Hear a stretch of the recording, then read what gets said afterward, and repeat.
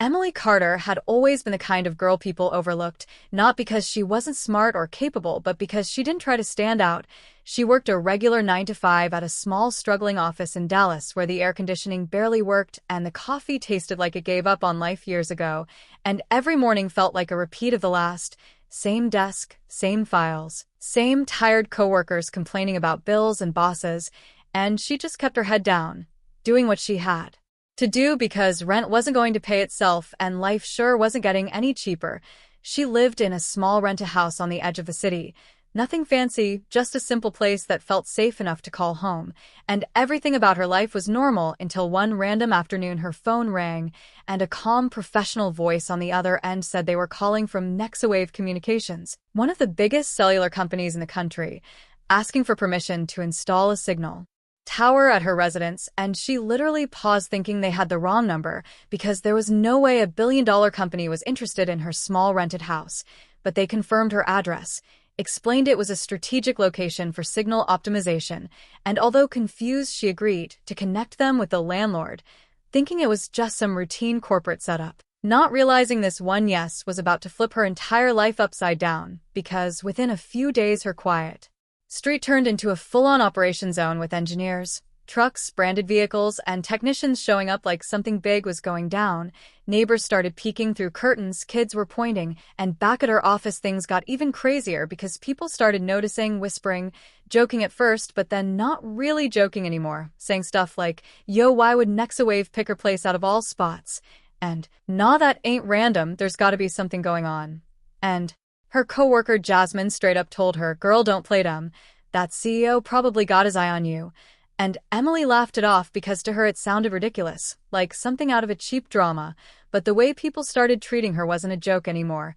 Suddenly coworkers who barely said hi were offering to help her. Her boss started being extra polite. And even small mistakes she made were ignored, like she had some invisible protection around her. And she kept saying, "Y'all, this is just a tower project. It's not that deep." But nobody really believed her because people love a good story more than the truth. And just when she thought it couldn't get weirder, it did, because a local media blogger somehow picked up the situation and twisted it into a headline that exploded overnight.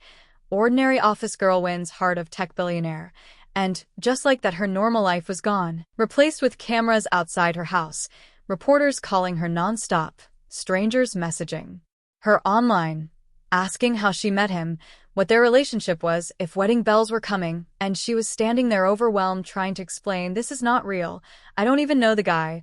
But the more she denied it, the more attention it got. Because in today's world, truth doesn't trend, stories do. And miles away in a sleek glass office in New York City, Ethan Brooks, the CEO of Nexawave, sat reading the same article with a serious expression, not because his reputation was on the line, but because he knew some innocent girl was being dragged into a narrative she didn't create. And when his manager brushed it off as internet noise, he didn't agree, because something about the situation didn't sit right with him. So instead of sending a legal team or issuing a statement, he made a decision that surprised even himself. He flew to Dallas quietly, no luxury entrance, no headlines, just a hoodie, jeans, and a mindset to see things for himself. And when he reached her neighborhood, he saw exactly what he expected: chaos, gossip, cameras, and in the middle of it all, Emily trying to clear her name, not enjoying the attention, not playing into it, just genuinely frustrated and tired. And that moment hit him differently because he had seen countless people chase fame, but never someone trying so hard to run away from it. So later that evening, he approached her like a regular guy and said, "You look like you've had a long day." And she gave him a tired look and said, "That obvious, huh?"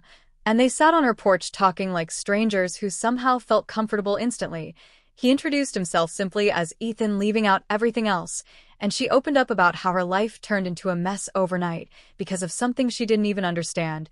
And he listened, really listened, not as a CEO, not as a powerful man, just as someone who cared. And that was the beginning of something neither of them expected, because over the next few days he kept showing up, no suits, no status, just presence. They grabbed coffee, joked about random things, shared stories about struggles and dreams, and Emily never once asked what he did for a living, while Ethan never once revealed who he really was.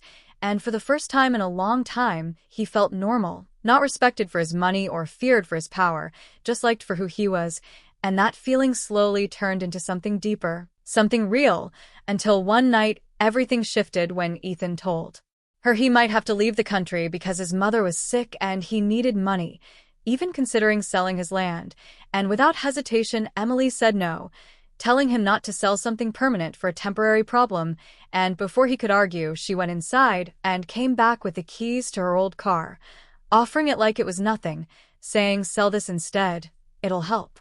And in that moment Ethan felt something he had never felt before, not from business deals, not from success, but from pure selflessness, because she didn't have much, but she was willing to give what she had, and that's when he knew he was in love, not because of rumors or attraction but because of who she truly was, and when he left promising to come back and make things right, he carried more than just gratitude.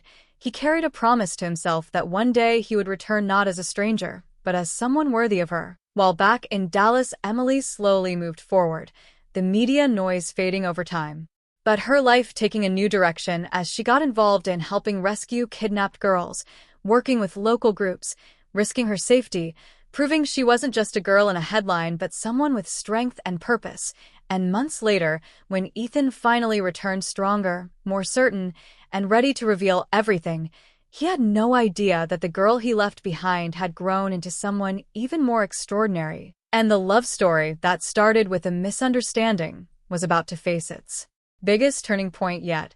Emily Carter had changed in ways even she didn't fully realize, because the girl who once avoided attention was now stepping into situations most people would run from, working late nights with small volunteer groups, helping track missing girls, coordinating with local contacts, sometimes even walking into dangerous neighborhoods where hope felt like a rare thing. And she wasn't doing it for recognition or headlines, but because something inside her refused to stay silent when others needed help. And while the world had long forgotten the ridiculous rumor about her and some mystery billionaire, she had quietly built a new purpose for herself, stronger, sharper, more fearless. But at the same time there were nights when she would sit alone on her couch, staring at her phone, wondering if Ethan was okay, if he had made it safely, if his mother was better. And even though she tried to act like it didn't matter, deep down it did, because he wasn't just some random guy anymore. He was the one person who had seen her in the middle of chaos and stayed, the one person who didn't treat her like a rumor or a headline. And then months later, on a quiet afternoon that felt like any other, everything shifted again because a black SUV pulled up near her street, clean, expensive, out of place, and people noticed instantly, neighbors peeking, whispers starting again. And when the door opened and Ethan stepped out, dressed sharp this time, not the hoodie version she remembered, but someone entirely different, confident, composed, carrying a presence that screamed power. Emily didn't recognize him at first, because the man walking toward her looked nothing like the guy who used to sit on her porch laughing about life.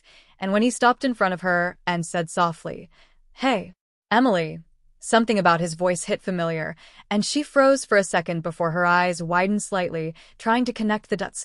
"Ethan," she said slowly, and he smiled, but there was tension behind it, like he knew what was coming next wasn't going to be easy. And before she could ask anything more cars pulled up, security stepping out, people in suits, and suddenly the whole scene felt unreal again. Like the past was repeating itself, but in a different form, and Emily took a step back, confusion turning into suspicion. "What is all this?" she asked, her voice sharper now, and Ethan took a breath because this was the moment he had been preparing for, the truth he had delayed for so long. "I need to tell you something," he said, and when he finally revealed that he was Ethan Brooks, CEO of Nexawave Communications, the same company that started this entire mess, the same Billionaire. From the headlines she had tried so hard to deny, the silence that followed felt heavy, not dramatic, just real, because her mind was racing trying to process everything, every conversation, every moment, every memory now looking different under this new truth. And the first thing she said wasn't what he expected. It wasn't shock or excitement. It was quiet disappointment. "So you lied." And that hit harder than anything else because he knew it was true. He tried to explain, saying he didn't want her to see him as just money or status, that he wanted something real, something honest, but she shook her head slightly. "Real doesn't start with lies, Ethan." And for the first time since building an empire, he didn't have control over the situation, because this wasn't business, this was her heart, and she wasn't impressed by his wealth or his power. She was hurt by the fact that the one person she trusted had hidden something so big, and while he stood there trying to fix it, the world outside wasn't staying quiet either, because news spread fast. Reporters catching wind that the fake story months ago might actually have some truth, headlines exploding again, cameras returning, social media going crazy, and suddenly Emily was back in the spotlight she never wanted. But this time it felt worse because now there was truth mixed with it and people started treating her differently again. But instead of confusion, she felt anger. Not at the world, but at the situation. At how her life kept getting pulled into something she didn't choose, and Ethan tried to make things right, offering support, protection, anything she needed, but she pushed back, not because she didn't care, but because she needed space to understand what she was feeling, and days passed with distance between them. Ethan staying in the city longer than planned, watching from afar as she continued her work helping others, seeing firsthand the strength that had made him fall for her in the first place. And one night everything came to a breaking point when Emily got involved in a dangerous rescue operation that went wrong. A tip about kidnapped girls leading her and a small team into a risky situation where things escalated fast, and when Ethan found out, he didn't think twice, using his resources, his connections, everything he had to locate her and make sure she was safe. And when he finally reached her, seeing her injured but standing strong, something shifted again. Because in that moment none of the lies, none of the misunderstandings mattered as much as the fear of losing her. And he said something he hadn't said before, not as a CEO, not as a man with power, but as someone vulnerable. "I don't care about any of this. I just need to know you're okay." And she looked at him, really looked this time, past the suits, past the truth he had hidden, seeing the same guy who sat on her porch, who listened when no one else did, who left with nothing but came back with everything yet still chose her, and the tension between them didn't disappear instantly but it softened, because feelings like that don't just vanish, they evolve, and standing there between chaos and silence, Emily realized something she had been avoiding, that even though he lied, what they had wasn't fake, it was complicated, messy, imperfect, but real.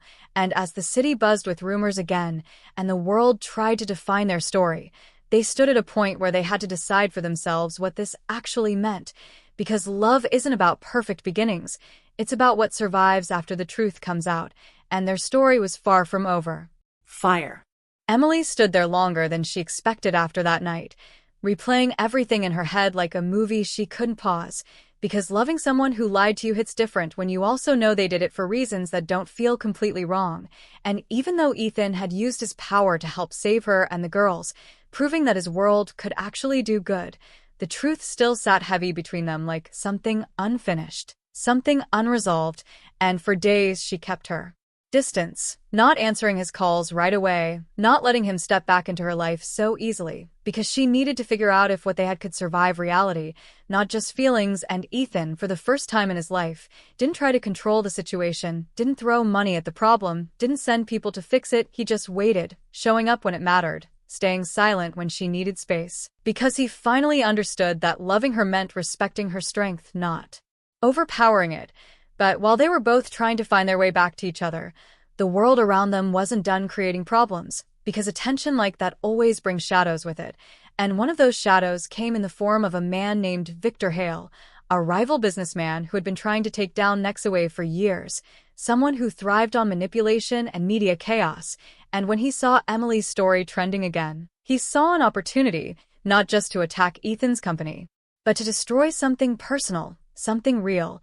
So he started digging, twisting narratives, leaking half-truths to the press, turning Emily from a misunderstood girl into a calculated gold digger in the public eye, headlines flipping overnight from admiration to accusation, and suddenly the same people who once respected her were questioning her intentions, whispering things like, "She played him from the start," and "Ain't no way this is real love."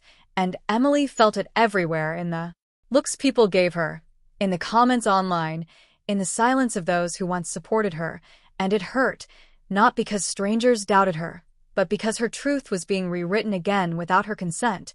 And Ethan saw it happening, saw how quickly things were spiraling, and this time he didn't stay quiet. he stepped in publicly, holding a press conference, shutting down rumors, making it clear that Emily had nothing to do with any corporate decisions, that she wasn't part of his world.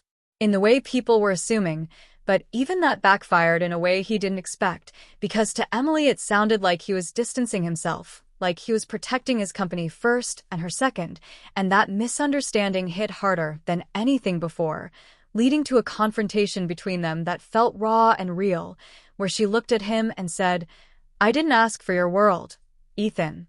I just wanted honesty." And he replied, frustrated but hurt, "I'm trying to protect you." And she shook her head, "No, you're trying to control the damage." And that moment created a crack between them that neither of them could ignore, because sometimes love isn't broken by big betrayals, but by small misunderstandings that pile up until they feel too heavy to carry. And so they did something neither of them wanted. They stepped away, not out of hate, but because they didn't know how to fix it anymore. And time passed again, slower this time, heavier, with Emily focusing on her work, growing stronger in her mission, gaining quiet respect from people who saw her actions instead of the headlines, while Ethan buried himself in business, expanding Nexawave globally, becoming even more successful, but somehow feeling more empty than before, because success, without someone to share it with, felt meaningless. And months later, everything came full circle when Victor Hale made his final move, attempting to sabotage a major Nexawave project by creating a crisis that put lives at risk. And when Emily found out through her network, she didn't hesitate, stepping in again, using everything she had learned to help prevent something bigger from happening. And in the middle of that chaos, she and Ethan crossed paths again, not planned, not dramatic, just real. Both of them exhausted, both of them changed. And in that moment there were no headlines, no rumors, no expectations. Just two people who had been through too much to pretend they didn't still care. And Ethan looked at her, not as a CEO, not as someone trying to fix things, but as a man who had finally learned what mattered. And he said quietly, "I messed up, not because I lied, but because I didn't trust you with the truth." And she didn't respond right away, because forgiveness isn't instant. It's something that builds, something that grows. But when she finally spoke, her voice was softer than before. "And I pushed you away, not because I didn't care, but because I was scared of losing myself in your world." And that honesty, raw and unfiltered, broke the wall between them in a way nothing else could, because this time there were no secrets, no assumptions, just truth. And sometimes that's all love really needs to survive. And as everything settled, as Victor's plans fell apart and the chaos faded, they found themselves standing side by side again, not in a perfect fairy tale ending, but in something better, something real, choosing each other not because of circumstances or misunderstandings, but because after everything they had been through, they still wanted the same thing. And maybe that was the strongest signal of all, not the one from towers or networks, but the one that connected two hearts no matter how much noise tried to break it. And this time, they didn't need the world to understand their story, because they finally understood it themselves. If you're enjoying this story, full bars of love, sparkling heart, don't forget to subscribe to the channel and hit the bell icon so you never miss the next part. Your support means everything. Folded hands, and helps me bring more amazing stories like this. Drop a red heart in the comments if you're excited for the next part.